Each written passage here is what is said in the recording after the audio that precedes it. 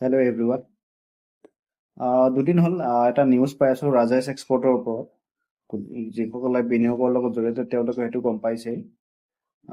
Rajesh export হ'ল আমাৰ ইণ্ডিয়াৰ অন্য এটা মানে স্পেচিয়েলি গ'ল্ডৰ ইম্পৰ্ট এক্সপৰ্টৰ লগত জড়িত কোম্পানী।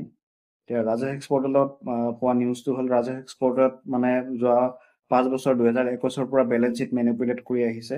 তেওঁলোকে ৰেভিনিউ মানে অলমষ্ট 15 লাখ কৰোৰ ৰেভিনিউৰ মানে ফ্ৰড তেওঁলোকে কৰিছে ৰাজেশ এক্সপৰ্টে। এতিয়া তাতকৈ ডাঙৰ কথা হ'ল ৰাজেশ এক্সপৰ্টত আমাৰ LIC India life insurance corporation of India প্ৰায় 2000 কোটি টকা বিনিয়োগ আছে। তাৰে অলমষ্ট 1600 কোটি টকাটো তেওঁলোকে এজ এ নেট লছ হিচাপে ধৰিছে।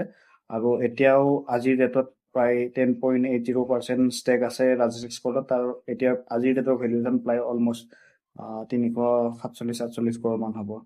এতিয়া কথাটো হ'ল ৰাজেশ এক্সপৰ্টত যি LIC পইচা বিনিয়োগ হৈছে সেই LIC নিজা পইচা নেকি? নিশ্চয় নিজা পইচা নহয়।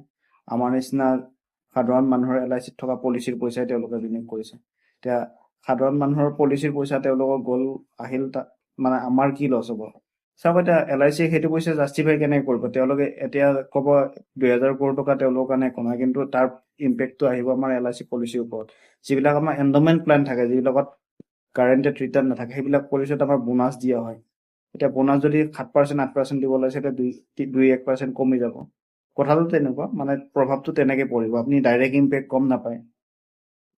মানে আপোনাৰ যদি প্ৰপাৰ ইনভেষ্টমেণ্ট বা তেনেকুৱা থাকে, ডাইৰেক্টলি আপুনি নিজাকে ইনভেষ্টমেণ্ট কৰিব লাগে, য'ত আপুনি নিজে ট্ৰেক কৰিব পাৰে। লছ হ'লেও আপোনাৰ, লাভ হ'লেও আপোনাৰ। আৰু LIC য'ত বিনিয়োগ কৰে, লাভ হ'লে আপোনাক তাৰে 50-40% আপুনি পায়। বাকীটো মানে ধৰক ইঞ্চুৰেঞ্চ কোম্পানী এটা নিজাকে থাকে।